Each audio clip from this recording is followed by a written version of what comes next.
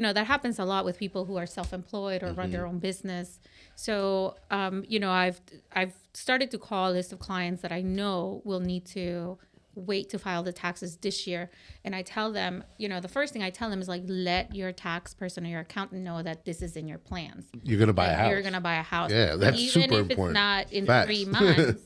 If you're planning to buy within the next year or in 2 years, because, if you want to buy a house, they're going to look back 2 years in your taxes. So. Welcome back, everybody, to another episode of the People's Real Estate Podcast. We have a surprise for you guys today. We have a special guest. In today's episode, we have Tanya. Tanya, how are you? I'm doing good. Introduce yourself a little bit. Tell us about yourself.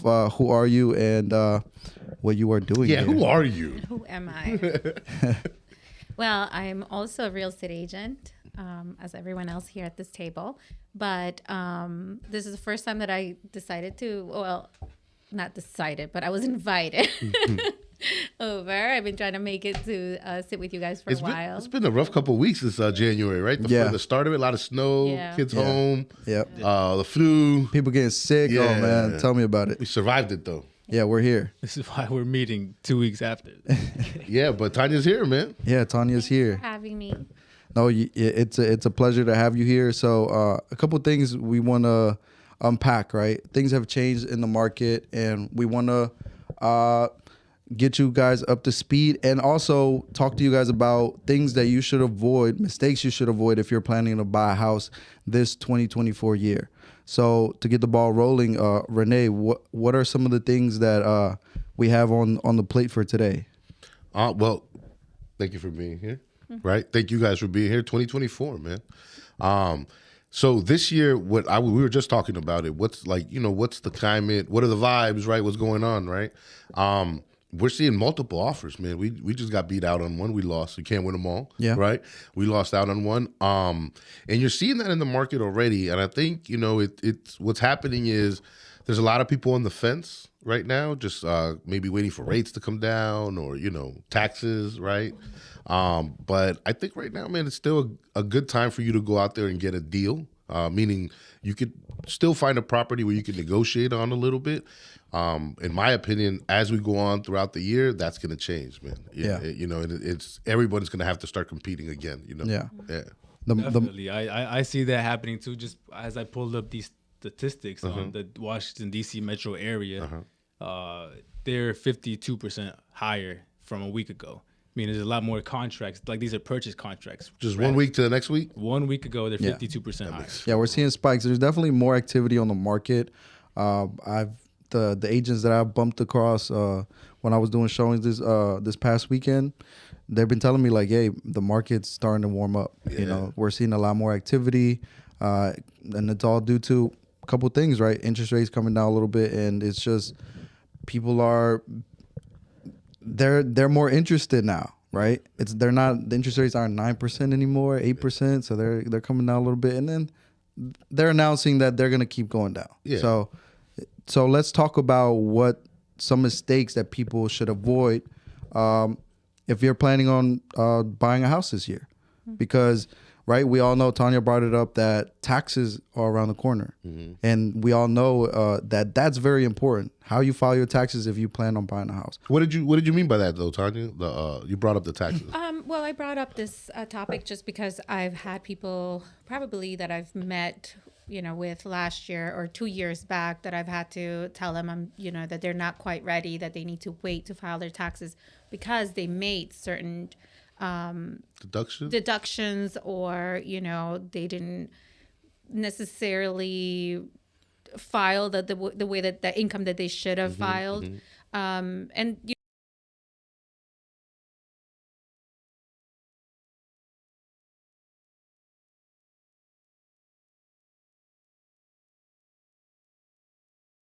over to your lender, and hopefully you're working with a very good lender like the ones we work with, and they will review them and tell them, okay, this looks good, this is not going to affect you in any way. Hey, Tanya coming with the fire, man.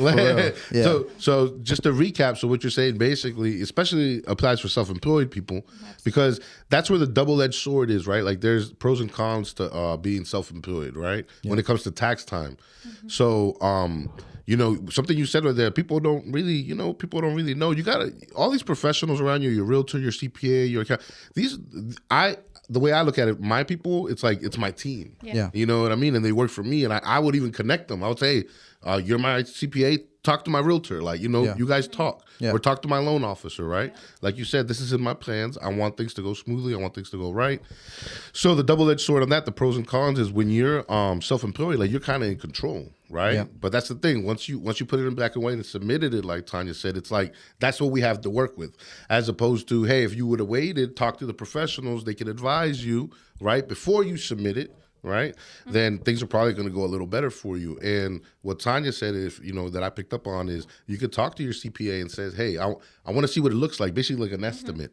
Like, let me see what it looks like. Let's submit that to the lender. Yeah. And I don't necessarily have to file those taxes with the IRS. Yeah. Right? Yeah. Because if you want to be in a certain budget, it's good to talk to the right people before you go and do your taxes, if you're in that position of being able, like a 1099. So that's always good. So that's awesome. Like, so that would be, hey, talk to a professional before you file your taxes if you plan on buying a house. Yeah. So you can know how much. Mistake number 1, right? Yeah, mistake number 1. A professional can be your CPA, a realtor, a lender. Any of those 3 should and could guide you in the right direction. And one thing that I want to just remind everyone is that, like I said, 2 years is typically what the banks go back and look at, but they are 1-year programs. So if you do your taxes, this April the correct way, you can still go into this kind of programs that only look back at 1 year's taxes. Of course, you have to be self-employed for 2 years or more, but you want to start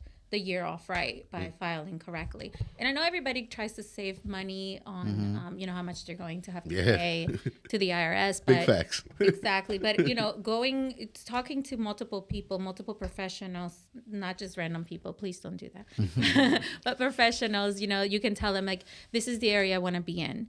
And we could tell you, okay, you're gonna need a budget for this much. Yep. And then you talk to the lender, and the lender's gonna say, well, you'll need to make this much. Yep. And then the accountant will be like, okay, well, this is how much taxes you'll have to pay to be where you want to be. Yeah. So everybody needs, we all work together to get you to where you use them as a team.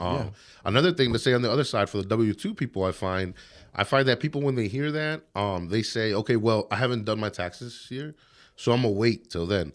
You don't have to wait. I mean, they'll look at the previous 2 years. The only way it would be if maybe this year you got a significant bump, you know what I mean, in pay, something like that. But if you kind of been working the same job, it's the same pay as last year, the last 2 years, then you don't necessarily have to wait till April, because that's when they give you to, right? Yeah. No, you can go to the lenders now, start the process, or get approved now.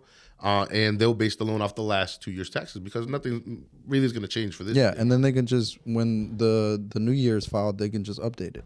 Yeah. So it's not going to be a big issue. Yeah. The one benefit I would say about that is doing it now instead of rather than later is that you get the benefits of getting into the market now, right? Seeing what's out there and kind of get the ball rolling instead of pushing it down further down the line, and then it's like, oh, maybe things have changed. It's more difficult now. So.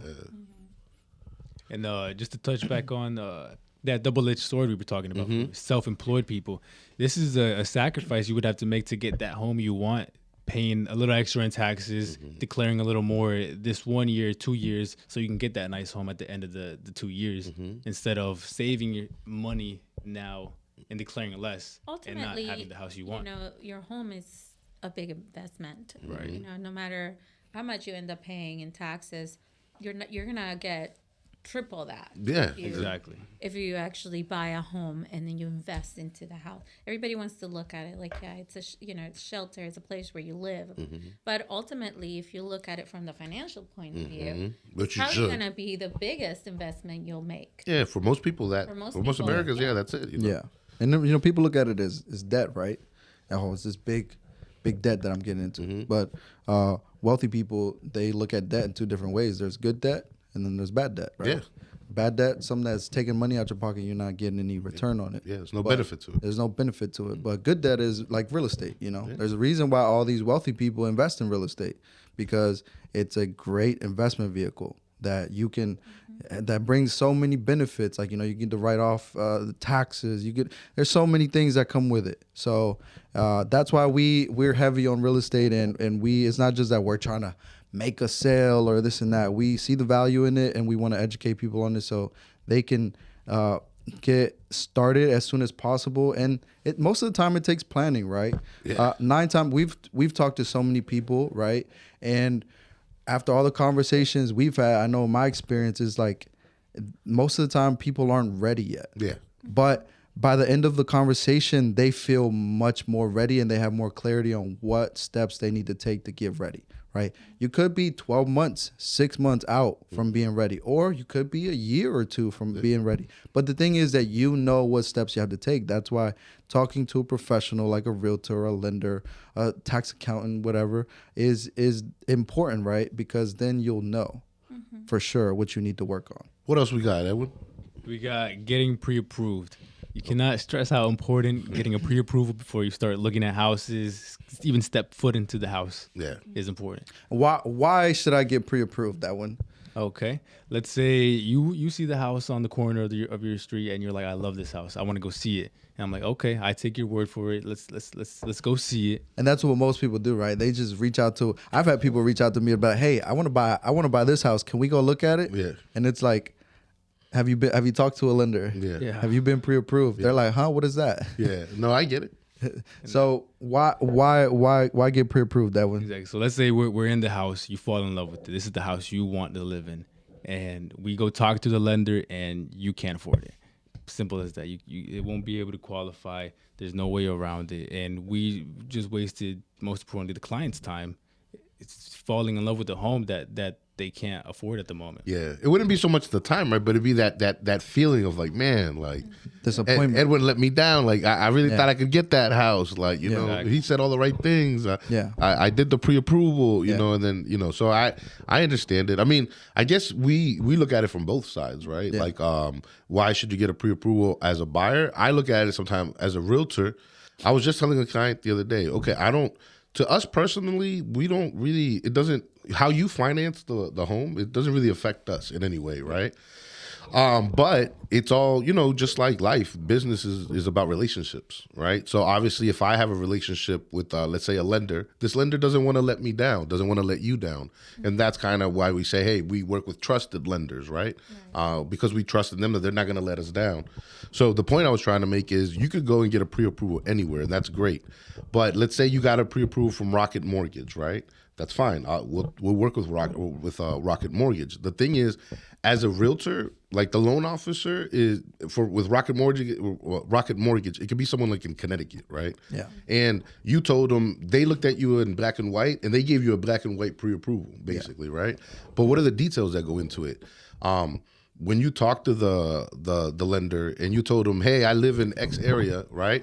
They're probably going to take the taxes from where you told them to do this estimate. But they don't know that you want to live in a different area where taxes are twice as much, right? That's going to mess up your numbers, right? Me as a realtor, though, I know that. And a lender from this area will know that too. Exactly. A local lender would know that too. So that's just one example, right? That could trip someone up. Like, hey, why did they say I could do this? But now things have changed. Like I'm hearing different things. Yeah. Like who's telling the truth? Exactly. Right? Well, the taxes on when you had a conversation are different than the taxes for this house that you want to go get. So just right there, that throws off the numbers. You know what I mean? So I don't need, but I would like to the client to be pre-approved, because that way I also could understand how you're being pre-approved. How's the lender looking at you, right? Yeah. We just had a situation this morning, right? I put a potential client on with a lender. We were on a Zoom, and just hearing 30 seconds into the conversation, she said, I'm a travel nurse. I was like, oh, okay, this is not going to be the lender for her. Yeah. You see what I'm saying? So it's like, as a realtor, we already kind of know, based on your situation, maybe who we can pair you up with, because as realtors, we need to be up to date with all the loan products that are out there. Yeah. Right? Yeah. Even though this is, most realtors don't think that way, right? It depends on their expertise level. For us, our broker is heavy on us knowing a lot about the lending side, because You're not always, even though it is a blessing to be able just to call your lender and be able to ask him any questions. But we all know we're all humans. We have things going on. Yeah. Lenders are really busy. You don't know how many deals they're juggling, so it's hard to get a hold of them all the time. But it helps out when you can answer the bare minimum questions, right? The things that are easy about the financial side. About the financial side, be aware of all the loan products are. Because in your situation, it was like, just by listening, like 5 minutes into the conversation of the potential client talking about her finances and how she makes her money, is like, I was like, oh, this lender is not going to be for her. Yeah, that lender is a great lender, and that's why he was the first choice. Yeah, exactly. But hearing the person, see, that's the thing with real estate, man. It's not one size fits all. Nope. Right. It's really like a customization for you, right? So I already knew, okay, he's a great lender, but he just doesn't have the products to service what she needs in this situation. You know what I mean? Yeah. So it's not that it's a bad lender. It's just, no. It's just not a good fit for how you make your money. Everybody makes their money differently. Yep. You know what I mean? So and that's always important, asking the right questions, right? When you talk to potential clients, it's learning how they make their money, how everything works. Because if you don't ask these questions up front, it's kind of like then you could do something wrong and not take them to the right person initially, because they're, like you said, it's a unique process for everybody. You got to know who to pair somebody with, Yeah. And us as realtors, I mean, one of the biggest responsibilities for us is just being a coordinator and making sure that this process flows as smoothly as possible. I always tell you guys, you're the quarterback. Exactly. You know what I mean? You're the quarterback, man. Like you got to be on top of everything. Exactly. Oh, definitely. And as realtors, we have to be very particular and kind of picky about who we work with. Yeah. I get approached many times by different lenders, companies. They host brunches and what you call it, happy hours, and they all want our business. Yeah. Because we're the one that bring the client. And typically you want to work with the people, number one, that has the best product, that are extremely professional. So a lot of times it's really hard to stop working with them. Even though you might like somebody personally, you are responsible for getting your client to the best person professionally, product wise, so even though, we would love to work with everybody, it's hard because you have to work with who's going to be the best fit for your client. Yeah. Regardless of, how personal, a person may feel, maybe, So it is, it's something that I had a really hard time, I'll tell you, at the beginning of my business. I was working with people that were referred to me, but I was working in a different, with a broker that had a different clientele basis than what my clients are. So their needs weren't the same needs as his clients. So I had to kind of like learn. I failed some of my clients because I was new. I didn't have the connections. I didn't have the right people working early on. Early on. But then, as you start, figuring out, and now I look back, I'm like, I could have saved that deal by being with the right lender. Yeah. I could have saved that deal by, working with the right title company. Yeah, I hear you. What it may be, but now that we are all kind of seasoned in this, that's the main thing that I learned from where we are now, is learning all the financing aspect, because that's what's going to benefit not just you, the deal, but your client. You're going to serve them better. They're going to get the best rates, best terms. Best customer service. So it's funny because Tanya says something like she takes it upon herself to try to pair the client up with the best lender. I do the same. That's my philosophy as well. Because honestly, people every day, they don't, they're not talking to lenders. You know what I mean? You're going to get either a referral or you're going to go on Google or something like that, and you're going to pick one, right? Like everybody else. Like I would pick an electrician or a plumber or something like that, right? Or you're going to get a referral from like a friend. Yeah, a friend or family or something like that. People can run their business however they want. Yeah. They could be Monday through Friday and not work on the weekends. Like in real estate, that's just how it is. Yeah. Right. So it's like, as a potential client, remember we said you gotta, as a client, you gotta feel like you're interviewing the professional, and what are your work hours, or what's your work schedule like? Because if you kind of have a crazy work schedule, then you need someone that pairs up. Like if you have there's realtors that they won't show after 5 o'clock. Yeah. You know what I mean? And I get out of work at 7. So how's that going to work? You see what I'm saying? Don't be afraid to fire your realtor. You can fire your realtor just as much as they can fire you. Yeah. And a lot of people don't know that, right?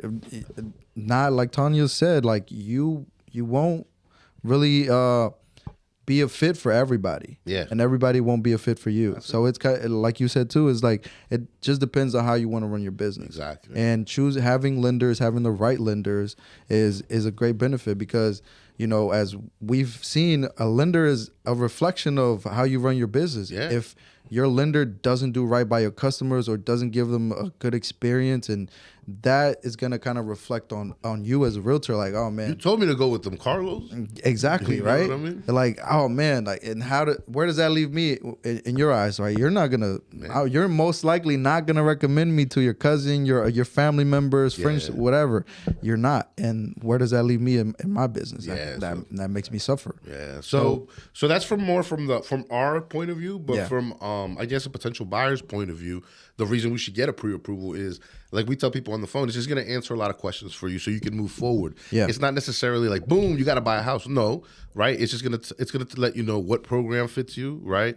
How much are they going to let you borrow? At what interest rate are they going to let you borrow this money, right? Yeah. What's your month? These are the two key ones. What's your monthly payment going to be, and how much do I need to have saved up? Yeah. Right. And that's what a pre-approval is going to do for you. Right. And, and it'll take you out of that gray area where you're kind of guessing, doing stuff on Zillow and stuff. You know what I mean? As opposed to, okay, now I have numbers. Right. I could actually go out here and try to, tailor a budget for this, or, change my lifestyle so it can fit this budget. Right. So that's, I guess, that's why I see from the buyer's perspective why they should get a pre-approval. Just because they get a pre-approval doesn't mean that, you're going to go out and buy a house right away. But it's going to at least give you a breakdown, and not just a breakdown, but also a guide. Because sometimes they won't get you pre-approved right away, but they're going to tell you, hey, make this couple of changes here, and you'll be ready in 3 months. Yeah. You'll be ready in 6 months. Yeah. Or the client can tell the lender, hey, I'm looking at this time frame. I want to buy in 6 months. I want to buy in a year.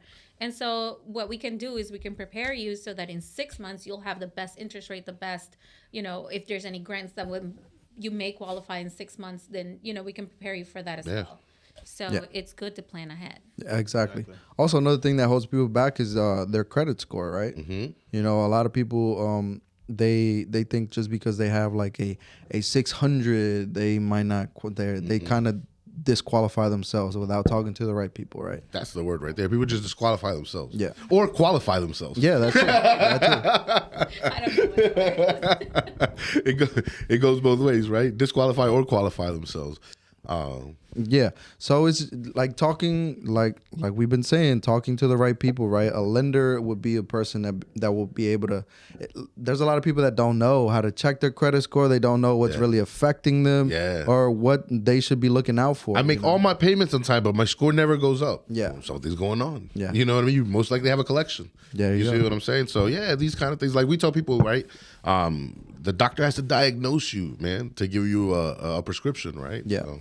Yeah. So that will fall into like a mistake that first time home buyers make is not knowing what affects them and what doesn't when it comes to their credit score. I said about the doctor and then getting a prescription, and I want to say going on Zillow, it's like going on WebMD. So I wanted to just go back and make that Man, we just bash on support Zillow. Man, we can Shout out to Zillow. We can kiss goodbye a Zillow partnership anytime soon. Sorry. I like Zillow, man. I think it's a great product. You know what I mean? No, great. It's great. It's a good, product. Yeah. I'm It's just not my saying fault they can't figure out how to make money. You know what I mean? They have a great website. Saying though. for pre-approval, Yeah. reason. No. I hear you. Kinda I hear like you. You're sick and you're going on WebMD. It's gonna give you a very general. Yeah. Symptom. That's why I don't go on there, man. I'm like, I have that. I have that. But people love Zillow because Zillow is like a household name when it comes to real estate. Yeah. Like I see a lot of I've seen a couple viral TikTok videos of people going on Zillow and looking at certain properties that catch people's attention, right? Like one recently was it was this huge house. I forget how much it was worth, but people were just like making so many videos on it because it was like, how can somebody afford a house like this? It's so huge. Like, I forget how big. I think like go ahead. I even saw a video of somebody showing people how to run comps, doing a comparative market analysis on Zillow. Zillow do it. So that's what I was going to tell you guys. Like, remember, like I try to look at it, remove yourself from being a realtor and knowing the things you know from like the inside, right? Yeah. And just be a buyer that is starting from scratch. I'm going to Zillow. Like Zillow is, like you said, it's popular. And it's popular why though? It has really cool tools. Yeah. Like the way they do their maps and like you can run comps. Like Yep. it has a lot of tools on there that people could really use. Like, so that's why Zillow's cool. Like, and that's why people go to Zillow. You know what I mean? Yeah. It actually is for real estate a nice functioning website that's up to date. Most of the time, right? Yeah. They just get bashed for their estimates and stuff like that. Yeah. You know? No, it's not. It's not bad at all. It's just like always double check. Like, Yeah. you know, what The Redfin app is fire too. I'm sorry. Yeah, Like, Redfin- it's just good. Like, you know what I mean? Yeah. I'm telling you. You know, Yeah. I don't personally use it, but a lot of clients use it. Yeah. Right? Yeah. A lot of clients. Yeah. You know, even though you have them set up through like the Bright. Yeah, through your systems. or Yeah, whatever? through your system or Yeah. your app, they will still send you Yeah. the same house you sent. Yeah, them. on Redfin though, because they're looking at a Redfin. Yeah. Yeah. They just like it. Yeah. It has Redfin has a easy user interface on the app. Yep. And graphically, it's just nice. Like It's just appealing. beautiful. Yeah, it's very appealing. Very So- appealing. So, I understand. You know what I mean? So Yeah. I get why people use these are the sites. You know. Yeah. No, Zillow, Redfin, you can't go wrong. People, our clients love it. So Yeah, it's fine. Just call me at the. Yeah, but we stick to the MLS. What's the next All right. mistake? So that was pre-approval, right? Why we should get a pre-approval? You talked to a professional, you got pre-approved, Mm-hmm. and now we're looking at houses, and you found the house you want. Oh, The next mistake would be a home inspection. You must get a home inspection. to get a home inspection? Yeah. Not getting a home inspection is a third mistake. Yeah, I mean, Yeah. I can see why that's a problem. You want to know what condition your house is in, right? Yeah. Like you said, it's just like going to the doctor. They gotta lift the hood and see what's what good shape you are. Yeah, you know? I mean, we've said it on here. Home inspections, it's not necessarily to find out what's wrong with the house, right? Yeah. Maybe to find out like what systems it has. Does it have a water filtration system? Okay. How do I work that? Like, you know what I mean? Or just like other things, maintenance things in the house. It's not necessarily something that's wrong. Yeah. It may be it's something that you can see that it's coming, right? Like you find out. The home inspector tells you, "Hey, look, Carlos, the roof only has 7 years left on it." Yeah. You know what I mean? So it's like, man, I need to start budgeting for a new roof, or I need to negotiate. I need to get Tanya to negotiate a new roof for me. You know what I mean? So it's kind of let you know what's going on with the house, not necessarily all the things that are bad. Yeah. But just what's going on with the house. Yeah, and I will say, if you guys want more information and in depth from the mouth of a home inspector himself, you got to check out our episode with Mr. Edgar. Yeah, Mr. Edgar's the really home good. inspector. He came on and he talked about from his side of the behind his mentality of when he goes into a home, what he's looking at, and the great thing that comes from doing a home inspection, and we always tell our clients to be there for a home inspection, right? Because all the education you get from the home inspector himself, the things you should be on the lookout for, and even little things of how your electrical panel works, what other switches do, or your main water shutoff valve, stuff like that, that homeowners may not know, right? We couldn't find that one time. I was in there with the client. We could not find the water shutoff valve or whatever. Home inspector, 2 minutes. He came in. He was like, "Oh, okay, Yeah. there it is, guys." I was like, "Oh my god!" You know what I mean? So that's the thing, man. Like they're professionals in their sector. You know what I mean? Yeah. So definitely get a home inspection if you are a first-time home buyer, especially, and don't discount getting a home inspection even if it's a new construction. We learned that from Mr. Edgar. Yeah. He said, it just because it's new construction Or does not- newer, right? or Or newer newer house. doesn't mean that you shouldn't do a home inspection. You should always do a home inspection. Yes. On to the next one. What do we got? Well, not having enough saved for a down payment and closing costs. Yes. I think that's a lot very of people's Like fear. Well, that's one of the biggest questions that I get from people, right? How much do I need? How much do I need, right? Most people think they need like $50,000 to. You might. Yeah, you're right. You might. It all depends, man. Yeah, it all depends on well. Let's talk about it. What does it depend on? Miss Tanya? Oh, on what? What is how much money? How much money somebody would need for a down payment? Well, let's just assume that this person's, going to qualify for an FHA loan. So you're talking 3.5% of your loan amount. We don't know what that may be because everybody's going to have a different budget according to how much they make, their monthly expenses, all that's going to be looked at. But 3.5%. So I always tell people, okay, so just $3,500 per every $100,000. So if you want a house that's $400,000, how much is that going to be? There you go. Exactly. So you can. So they can do the math in Yeah. their head, right? Put that in your That's calculator. It's 14K. Yeah. And then you'll know how much you need for a down payment. And then another thing that people don't really talk about, right? And kind of when we bring it up in conversation, if we get real deep with a potential buyer, is closing costs, right? Because that's the other biggest expense that's associated with a home purchase. Yeah. So that's what, an additional 5 or 6%. 4.5. Depends where. Depends where, right? 4.5. Okay, so that's something else that you need to take into account. So. Yeah. It's because look, that question comes, and I'm right now I'm thinking to myself, like, why would that be even a mistake?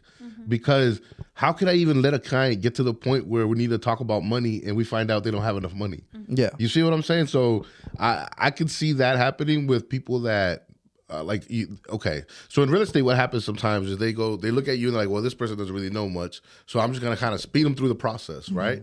And that's where I think the mistake comes from, because like, we need to know what the budget is up front. Like, that's what we were talking about. Like, that's the whole point of the pre-approval, right? How much is it going to be monthly? How much am I going to need to buy this house? Like, what's the budget for that? That might be more of a mistake that a realtor makes, not asking the right questions, because that's part of it. It's going to fall on us. Yeah. And that's what I'm saying. It's because there's people in our profession that kind of just speed you through the process. Yeah. They just assume things. Shame on you. Also, like, lack of preparing your client. Yeah. So I've run into a scenario where I'll take a client to a lender and they'll tell me they want, for example, let's just go for an example, a townhouse in a specific area. But, maybe they're kind of short on time. Let's say, their lease is up in 2-3 months. So then they're like, I want a townhouse. I want it to be here. So then I send them to the lender. The lender's like, great, let me get you pre-approved. They look at the financing. They might have some money saved. And, they'll usually give them 2 scenarios: with your own with your own down payment or with a grant. What happens with these grants is they usually come at a higher interest rates. So at that point, maybe they don't qualify for a different townhouse anymore. What is it? Debt to income ratio, right? Income ratio. So it's going to affect how much they can buy. Now they may not be able to afford a townhouse because they don't have their savings. They don't have enough savings to put down their own down payment. So this is something like when we talked about planning in advance, this is something where it comes into play, right? Yeah. So if they would have called 8 months ago, they would have had the time to save enough money to put down their own down payment and not necessarily use a grant. The grants are great, but I feel like they're better. I don't want to say they're only, but they're better for people that don't necessarily need a townhouse, who is maybe okay with a condo, and they can, they qualify for more than what they need, I think, because then it doesn't matter if it affects their buying power. So this is why getting pre-approved, planning months in advance, very important. Yeah. Very important, because it's always going to give you, I guess, a one-up on somebody who has their money. Yeah, especially this year where we're telling you it's going to get competitive. You know what I mean? So, yeah. Like, as she touched on a point, like I have a friend of mine who was pre-approved for $100,000 more than what his market is, where he wants to buy. And now we're considering switching him over to a down payment assistance program because he doesn't want that expense, I guess you could say, on the front end of it. Yeah. And that's basically that doesn't really affect the buying power that we're gonna have, because that helps him. Yeah, it's gonna help. You know what I'm saying? He realizes, oh man, I got extra money. Like, exactly, we have extra money, and then I don't mind it reducing my buying power because we're still gonna be in the same range, even though it might have to pay a little bit more on the monthly. Yeah, but depending on where we're, can't be much more. Exactly, and that's what I see. I think like in for us in real estate, that's the big disconnect, because at the end of the day, we're in sales, right? And sales are high pressure. Let's get it done now. You know what I mean? Buy this car now. You know what I mean? And with housing, it's way different. And as professionals, we understand that. You know, we understand like Tanya's talking in months. You know what I mean? And that's how it is. Like most people, it's going to be a couple months before you're ready. And us as professionals, we know that. So I guess there's a term in our industry, right? Commission breath. You know what I mean? Someone's like, try to be too pressed, too aggressive for the commission. They're right? thirsty. Yeah. So I mean, you'll smell that breath, right? Yeah. And you'll know. A seasoned professional understands that even if I wanted you to buy a house right now, it doesn't work that way. No. It's going to be months of preparation, right? And that's why we're talking about this episode right now, January. Before maybe you do your taxes, start preparing. Yeah. Right? Because you might not be able to buy till August or October or something like that. But that won't happen if you don't start now. Though. Just like in relationships, right? When things are rushed, they don't work out. They usually don't, man. Or you'll find out, you'll get some surprises later on. Yeah. So it's slow and steady, right? First of all, get to know the person, get to know the process, and then see if it's right for you. Take the right steps, and get prepared, right? Like you said, we talk to a lot of people, and most of the time, they're months or maybe a year away from being able to and we're be ready. Okay with that. Yeah, yeah. We aren't going anywhere, right? We know that. We are gonna just stay in touch with you and kind of just be there in the back and just kind of check up on you, right? Here once in a while, see, hey, are you on track? Kind of just hold you accountable and see if if anything's changed or if you kind of given up, So it just happens. So. That's what I meant by the disconnect. Like, on the other side of it, people are hesitant. People are reluctant to start a process like this because of that. They feel this pressure, or it's sales. They feel like, they're not gonna stop bothering me, or they're gonna make me make a decision I don't want to make right now. You know what I mean? Something like that, right? And that's the disconnect where we're like, no, we understand you want to buy a house. Yeah. This is what we do for a living. It's gonna take a couple months. Yeah. Right. Yeah. Let's start now, so you'll be ready later. Yeah. Right. Because at the time that you think that you're ready, like Tanya said, from that point it might take more months. You know what I mean? And then it messes up your plans that you had and things like that. Yeah. I'll be honest. I spoke with a lady that owns a condo not too long ago, and I was telling Edwin, I was like, a couple things, right? Her situation. She told me hers. I spent probably an hour on the phone with this lady, and sweet lady. Yeah, sweet lady. By the end of it, I had already built up so much rapport with her. Like I felt like we were friends. Well, right? Yeah, I hear you. And good conversation. Yeah, great conversation. She was telling me, the reason why she was considering selling her condo, she was like, I don't want to keep going up and down these stairs. Like, I'm at the age where it's just like, I'm ready for something one level. Yeah, I hear you. I hate stairs now, and I'm just hearing her out and just hearing her pain points, why she's considering, right? Mm-hmm. And so we get to figuring out, okay, so where's kind of like, why are you against the fence? What's making you not take the leap and saying, okay, I want to put my house on a condo? Lack of information, right? I told her. So I sit there. I was like, let's run a CMA. Let's see what your condo's worth nowadays, and got that information for her. Did that in a couple minutes. You helped me with it, and then I got back on the phone with her, and I sat there on the phone and I went through with her. Right, mm-hmm. I was like, go through your email. Let's go through it together because it can be overwhelming. Yeah, lots of numbers, lots of information. So I did that with her, and I just took my time. Right, not really with the intention of like I'm gonna close her. Yeah, no, just to help her out, give her the information. I told her, I was like, look, I'm not making you sign anything. This is just to me. Present you with all the information that I can, and it's on you. And whenever you feel ready, you make the decision. You have my number. You call me, whatever. I bet she appreciated it. And at the end of it, she was so appreciative. She was just like, look, I've talked to so many people, and none of them have really gone out their way just like you have. Yeah. She was like, I really appreciate that. I'm going to take a couple of days to think about it, talk to my son because her son's involved in it.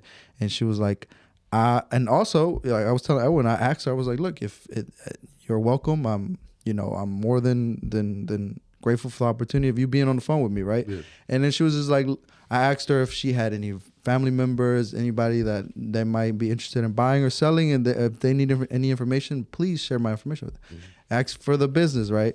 And she was just like so grateful. She was like, yes, of course. She was like, I have a couple people in mind that, I'm definitely going to send your way. Yeah. And then she was just so thankful. And it's just like, I wasn't looking for the commission. I wasn't like, I was just trying to provide value. Yeah. You were doing your job as a realtor, providing Yeah, value. right. Yes, right. Bare minimum stuff, but a lot of like Renee said, a lot of agents are just looking for a commission. Yeah, I mean, and that's not a tough business. sustainable way to keep your business going. It's just not. Yeah. But yeah, just be nice to your clients. Yeah. I mean, I think we've all been in the business long enough to know Yeah. that, not everything, like you said, it has to be right now. Yeah. And we find ourselves, like, I don't know, but I find myself doing a lot of things that sometimes, will take time. Yeah. Go out of your way. Even after they close on a house, I tell them, any mail that you get, take a picture, send it, blah, blah, blah, because a lot of people, there's a lot of scams going on. So Yes. I was like, before you send any money, before you give it free, take a picture, send it to me. I'll tell you if it's something that you should follow up on or you just need to trash it. Yeah. So a lot of the work we do is just providing service to our clients before the sale, during the sale, and years after. Yeah, years after. Yeah. Years after, because I have people calling me. It's like, oh, my fridge is broken. Do you know anybody? Sure. My roof, blah, blah, blah, blah. Okay, is there... you have warranty information. I remember there was your lifetime warranty. Look at the paperwork.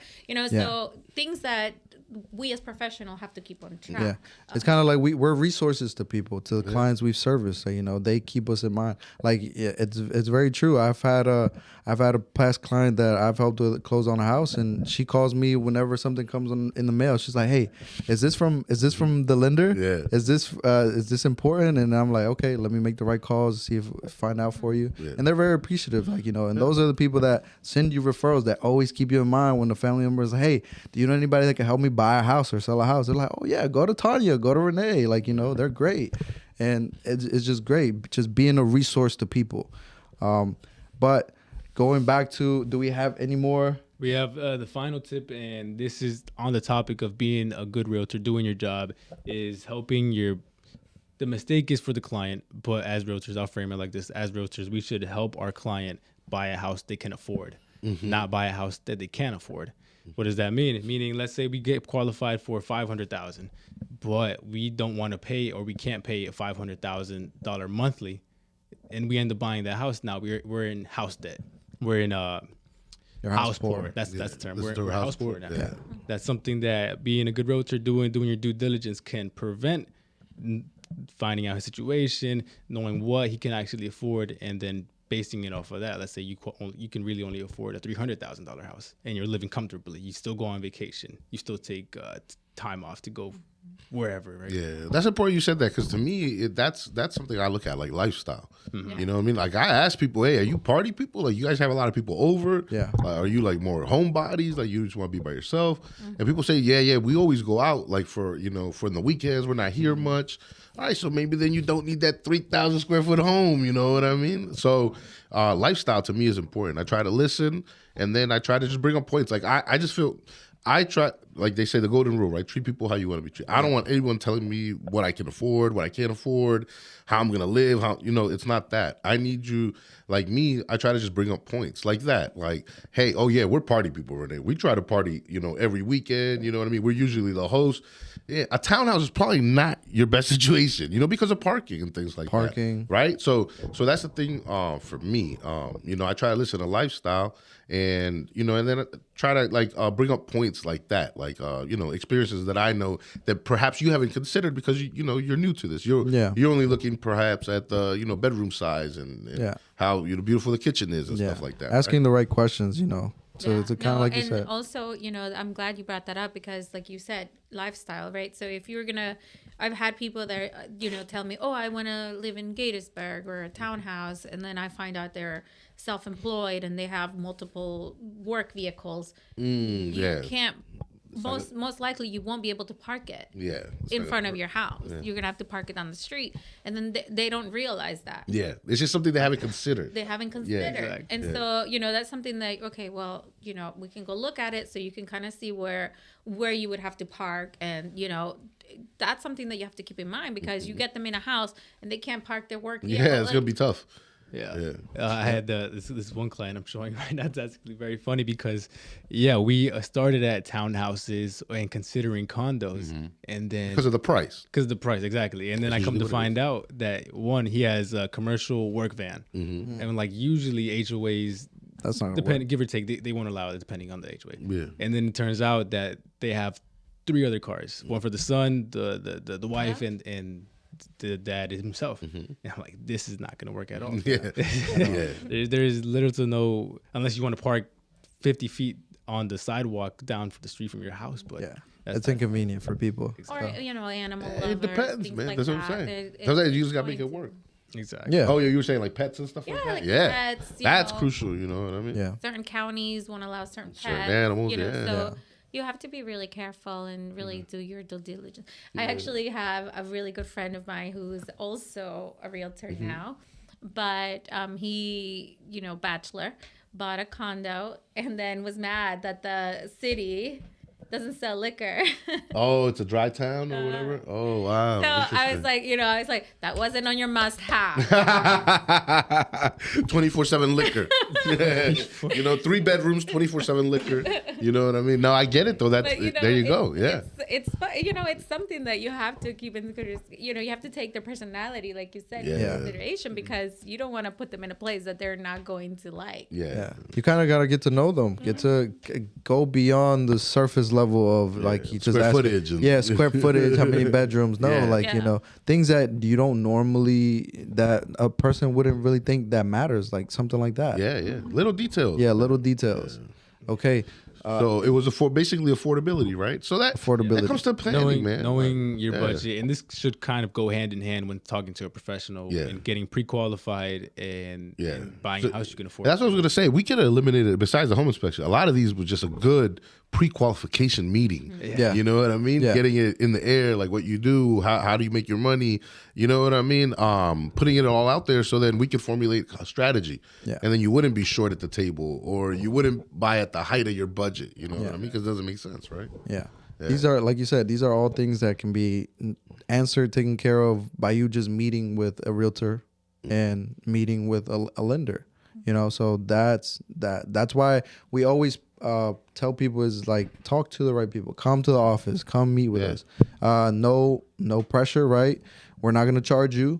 Even though we should charge people to meet with us, because it's time. But at this point, we don't charge anybody to come meet with us. It's free information. Like, it's Real just people. How bad do you want it? Do you want to make it happen or not? Yeah. And it's just, I was having this conversation with somebody the other day. You got to understand the market we're in, right? Yeah. It's the kind of market where it's not, I want to buy. It's, I have to buy. Yeah. Honestly, that's just really what's happening right now. I have to buy, right? Those are the people that have been buying, I guess, for the last couple of months. But like we said, it's changing though. We see the change coming. And that's what we're telling you guys right now, start, if you want to buy a house, if you're serious about buying a house in 2024, start the process now. You know what I mean? Start, because if not, then you'll find yourself down the road, competing, in tough competition. Getting a pre-approval is not going to hurt you. It's just you don't have to act on it, right? Yeah. It's just, you're going to just know, like, hey, it's just like, that house down the street is in your budget. And if you wanted to take action on it, you could. Yeah. Why? Because you got pre-approved and Yeah. It's not like you get a pre-approval and you have to buy a house. No, it's not. It's just. And Tanya brought up a good point earlier. It's like, a lot of people don't do it. Oh, I just have bad credit, man. Like you just disqualify yourself, right? But that's not the point. Okay, you have bad credit. We know you can't buy a house then. You know what I mean? So when can you buy a house? Yeah. Right? That's kind of how you have to be looking at it, and you start putting a plan together. I tell clients this all the time. Like, the lender's job, like the whole business there is lending out money. Like, you know what I mean? Yeah. That's the business. They want to lend you the money, right? You just have to be a good candidate. Yeah. You know what I mean? That's all it comes down to. Yeah. So learn how to become a good candidate so the bank can lend you money. Yeah, basically. All right. So close it out? Yeah. Close it out. Right. If you took anything away, is prepare with time and prepare with a professional. Yes. I'm interested in maybe having some of the buyers that are, watching this, share some of the mistakes that they feel that they've made in the past. Yeah. Or people that have already bought, maybe tell us some of the mistakes that they've made, or they wish, if they found this helpful, would it have helped them. Yes, that's very good. That's very so good. if you want to comment and maybe Please. let us know, Yeah. the mistakes that you could have avoided by watching this, or that you're currently making, just share some. Oh yeah, or information do you with feel us. you're making one of these mistakes? Yeah. Right? Yeah. You know what I mean? Yeah. So like Tanya said, if we missed anything, please, if you've already bought a home and we forgot to say one of the problems you ran across, please drop it down in the comments and leave us some feedback. We always ask for feedback. Drop a like, drop a comment, subscribe, share the video, and check out our other videos. We have a variety of videos, and if you have anything that you want to hear us talk about, let us know down in the comments.